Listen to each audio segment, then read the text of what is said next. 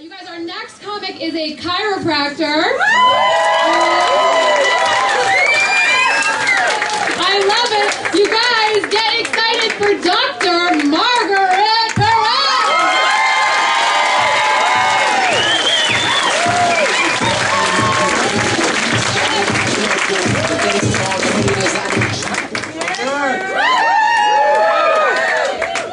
Yeah, I'm a chiropractor. I see a lot of my victims here tonight. Thank you for coming. I have to pay for this class somehow, so I'm going to charge us a consultation. I got Debbie here at the front row. She's going to be collecting your co-pays. And for those of you, I'm remembering your family and friends that aren't here. Tell them I might go a little hard next time on the next adjustment. People are always asking me, what's a chiropractic visit like? Well, first we do a little massage and we heat you up. In my business, that's called the shake and bake. Then we take your body and we twist it up like a pretzel. That's supposed to, relieve nerve root interference. I really don't understand it.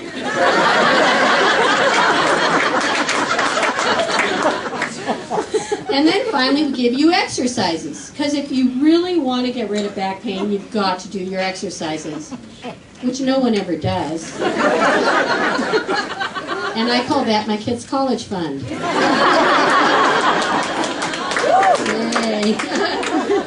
I have 2 kids and they're grown now, but sometimes I wonder if the small mistakes I made when they were children will have huge consequences later on in their life.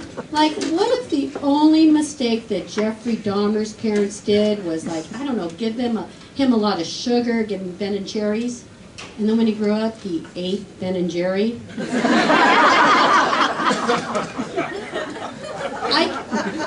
I came home the other night, and my house reeked of marijuana. So I say to my teenage daughters, are you kidding me? Are you girls really smoking dope in my house? And my youngest looks at me with a perfectly straight face and she says, Mom, I don't know what you're incinerating.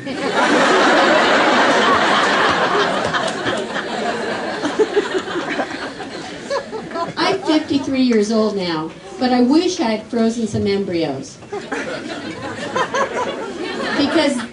Because when my kids mess up, then I could say to them, knock it off. Your replacements are in the fridge.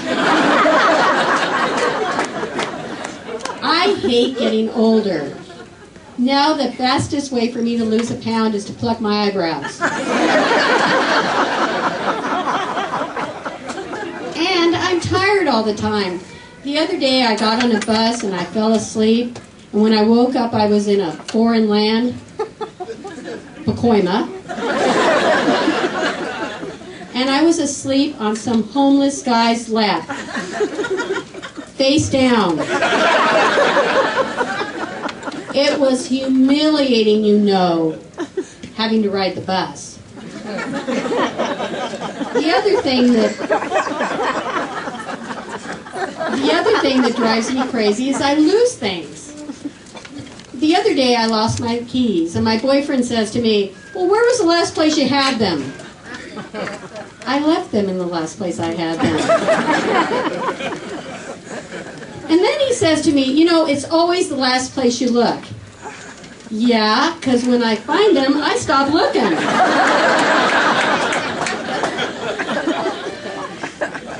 Now, I date a hoarder. One of these people that can't stop by a garage sale without loading his car full of junk. So part of his therapy is I made him watch that show, Hoarders. And he looks at it and he goes, they're amateurs. You cannot walk in this man's house. You have to bushwhack. And on the rare occasions when I'm brave enough to foray in, I always expect to see a secret wife and kids that are going to come tumbling out, followed by 2 Jehovah's Witnesses, maybe Jimmy Hoffa. And the thing about hoarders is that they're always bringing you gifts. You know, these things they get at garage sales, like, what do I need with a 4-foot-tall garden gnome? I live in an apartment. Every time he brings me a gift, I just think, does he really want me to have this, or is he just running out of storage space? Well, you know, he did give me a pearl necklace. Oh, not this one.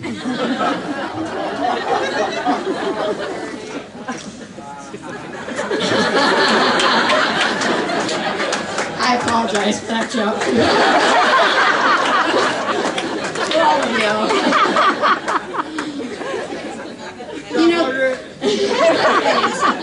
You know, there's a couple things I don't understand. I can't text at a red light. But the guy next to me with the hamburger, the Coke, getting the blowjob, he's okay. Those goddamn cops get all the breaks.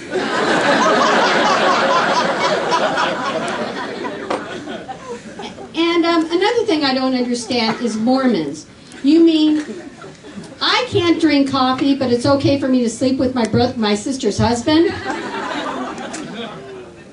I also get really nervous when born-again Christians ask to pray for me.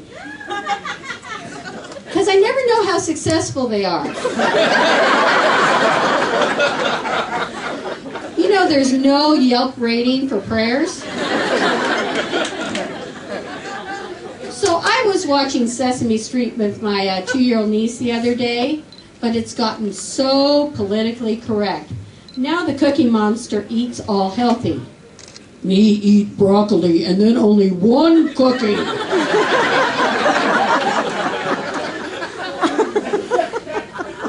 But Oscar the Grouch has been living in that same damn trash can for 30 years. So I guess on Sesame Street, obesity is wrong, but homelessness is okay.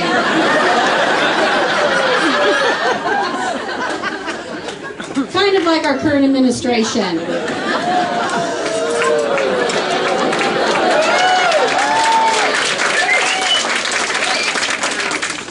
The other big controversy on Sesame Street is whether or not Bert and Ernie are gay. Now the evidence is they do share a bedroom. And the other day, I swear to God, halfway through an episode, I saw Bert's shirt on Ernie. Backwards.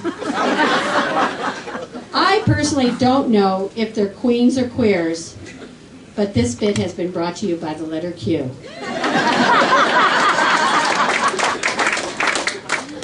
Like a lot of people here, I have been fascinated and, really horrified by that story about the Miramonte school. If you don't know, this teacher was feeding his school-age children his bodily fluids on crackers. Oh, it's just disgusting. Who eats saltines?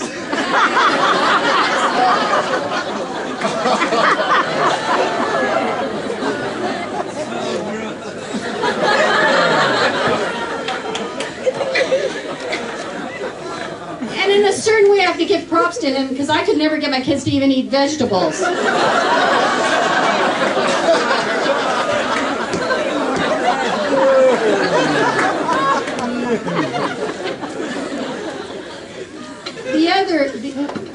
The other big news story that I thought was so interesting is that the Navy is going to name their newest battleship the Gabrielle Gifford after shot Congresswoman Gabby Gifford.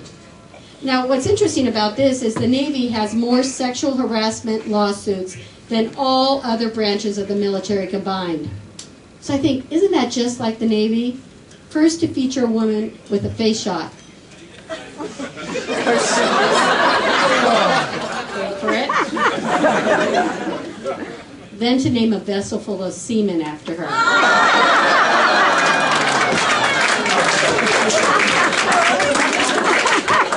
Thank you, Ella.